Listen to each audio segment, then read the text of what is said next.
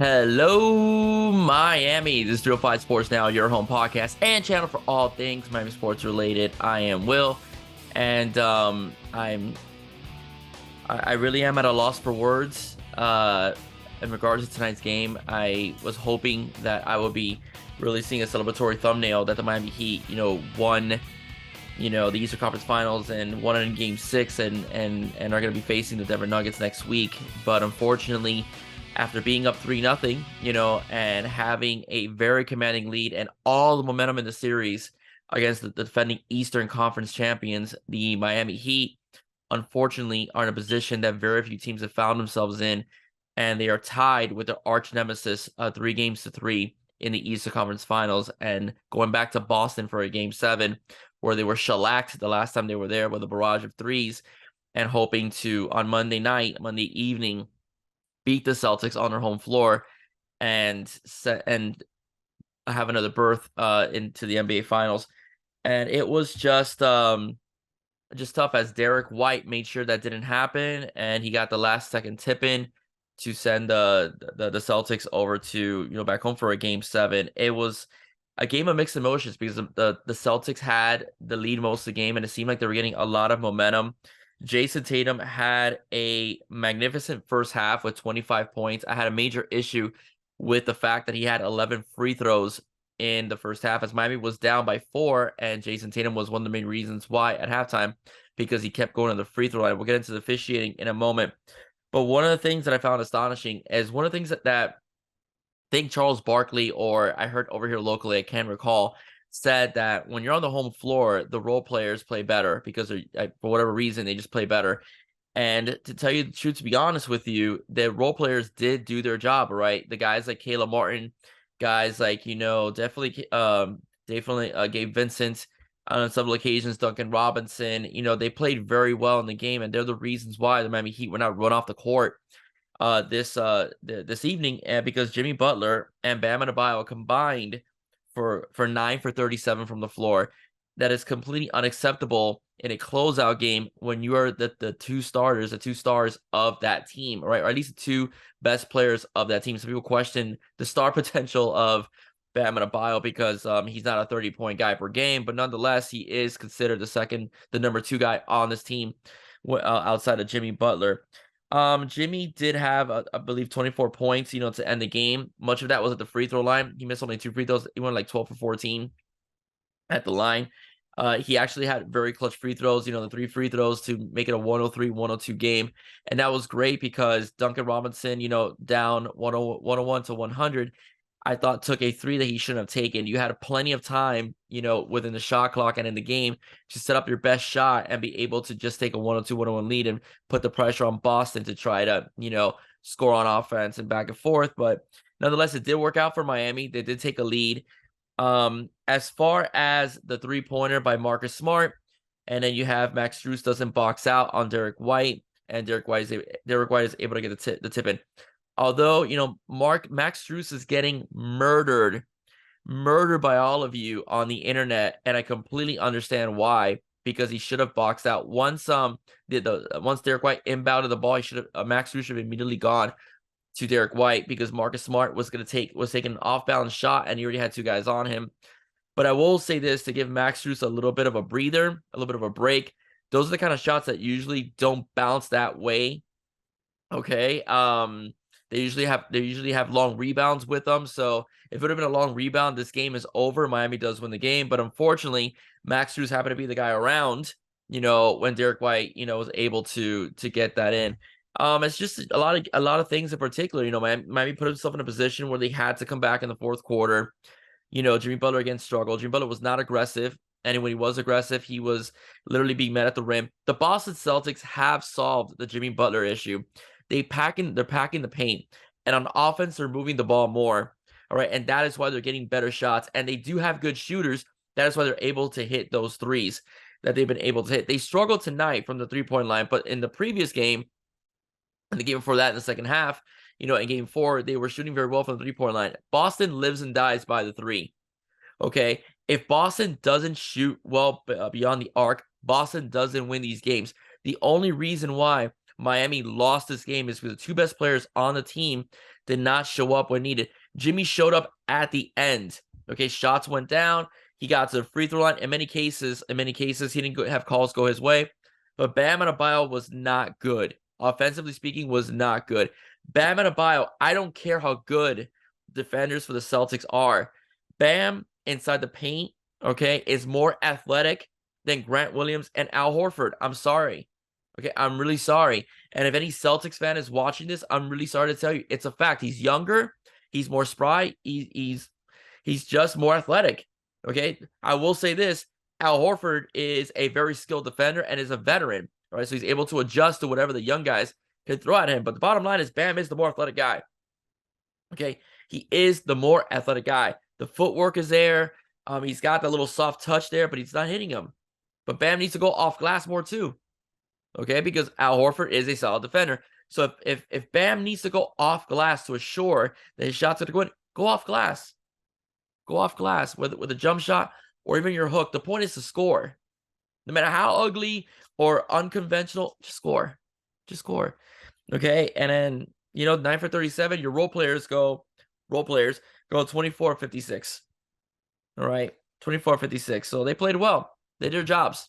Yeah, they did their jobs. The stars needed to shine, and Jimmy needed to be better from quarters 1 through 3.5. Just needed to be better. I mean, it's imperative. Jimmy Butler will get a pass from me because he's had games where he's lit up teams and he's helped Miami, advance in the playoffs. The Miami Heat are in the situation that they're in today, being in a game 7, in the Eastern Conference Finals because of the play of Jimmy Butler in the playoffs, taking up a notch. But how deflating is it? 3-0. You give 3. And you were up as much as 9 points in game 4, but you couldn't hit shots. This time the role players weren't hitting their threes, allowed Boston to stay in. They had that masterful run in which Spo never called a timeout, and any of the 18 straight points that the Celtics were able to garner. And you're in this situation. And I will say this though, I thought the referee calling was disgusting, throughout the game. Okay, just give me a minute while I have a little bit of water here. I thought the calls, were a lot of them were. I mean, listen, I know stars are stars, but there's situations where you just gotta let the guys play, and you gotta be consistent. There were times where I saw Gabe Vincent get banged a bit, didn't get a call. Duncan Robinson will take a shot, didn't get a call. Jimmy was hit a couple times where he could have gone line, didn't get a call. You had the call on Duncan Robinson on against Marcus Smart, where Marcus Smart wrapped around him and Duncan gets the call. Then you get the Jason Tatum free throws because Gabe Vincent pushed Jason Tatum and he didn't even extend his arms. You get the missed call when Grant Williams tried tripping Max Strus so he wouldn't be able to get back on offense while he was still on the floor. Another missed call.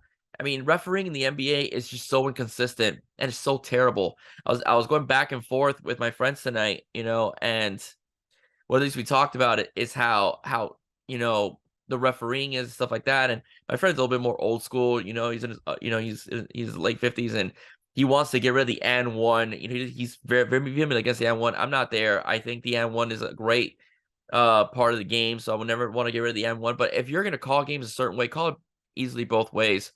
When Miami got its ass kicked, per se, the last couple games, I never blamed the refs. Miami just got beat. Okay, Miami got beat. Okay, they were defeated. Boston handed it to them. Okay, the last 3 games, Boston handed it to them. I never blamed the refs. I'm sorry, the last 2, the 2 previous games. This game I do. This game I do think refereeing did play a key role. But in the end, listen, I'm going to go back to what Jimmy Johnson used to tell his players when he was coaching the Canes. You never leave the hands of the game of the officials. And in this case, Miami a few times tonight did. Right? They did. But in game 7, Jimmy Butler needs to be Jimmy Butler of the playoffs. Playoff Jimmy needs to come out. Because Boston barely beat Miami tonight. But you're not going to get the barely on a home court. The reason why I say that is because if Jimmy Butler plays the way that he played tonight, in particular, the Miami Heat will get smoked out of that arena. Right? They will. But just to make a long story short, the Jimmy Butler problem is as follows. Okay, they're double teaming him down low. They're giving him uncomfortable shots. They're blocking him. They're making him uncomfortable. They're not biting on his shot fakes anymore like they did in the first 3 games. You know, they're not biting on those shot fakes. They know he's gonna shot fake. They have him well scouted now.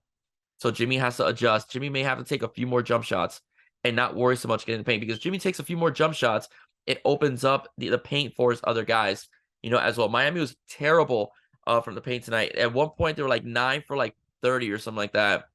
And the number with me in terms of paint points. All their points came from the 3-point line or out or just a little bit inside, you know, towards the top of the key, whatever the case would be. So the bottom line is that Miami, Jimmy Butler may have to shoot the ball better, not just rely on driving in, getting to the free throw line, and getting fouls. He may need to stretch the floor a little bit more against the Celtics to allow guys like Max Strus and give Bam more one-on-one opportunities, because they're just packing the paint. They're daring Miami to shoot. They're daring Jimmy and Bam to shoot mostly. Okay. Before I go and before I sign off for tonight, and again, I want to thank you for staying up. I do want to say one thing: win or lose, Denver's a tough team, no matter who faces them. And you know, Denver's with Jokic and Murray, the way they're playing, they're a very tough team. I do believe win or lose, Miami needs to overhaul that roster. I mean, not everybody needs to go, but Miami needs to, I mean, really make some changes. And I want to surprise everybody, but one thing I do believe is that Miami may need to entertain the trading of Tyler Herro. Not because I don't think Tyler Herro is good or efficient, but I just think that if you're going to have Jimmy's best years, you need a number 2 that's consistent, all right? Then you need a number 2 that is going to stretch the floor and give you 25 to 30 points a night, taking a lot of pressure off the scoring off of Jimmy and Bam. Bam, for all the criticism he gets, I'm not on the trade Bam bandwagon yet, because I look at the full package, not just the scoring aspect. And although Bam has struggled here and there on rebounds, Bam could cover, you know, most of your guys on defense. All right. So I think that's something that Miami could use. There's not a lot of guys that could do that, but I do believe Miami needs to probably draft a pure number 5, meaning a pure center, okay, and put Bam at the 4. That's his natural position. I think Bam will be better suited, you know, being a power forward than he would be being a center in the NBA.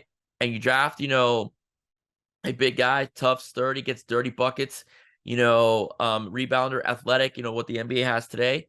And then you find your Chris Middleton, you find your Jalen Brunson, you find your Bradley Beal, you find your D Lillards, you know, you find those guys. And those are the guys that Miami needs, you know, to get over the hump, because the story of the undrafted player is fantastic, but players like, you know, the Max Struses, the Caleb Martins, even though Caleb's been very good, you know, so far, but the Max Struses of the world, the Gabe Vince of the world, you're hoping they have a good game. They're not always reliable, you know, when it comes to their offensive play, okay?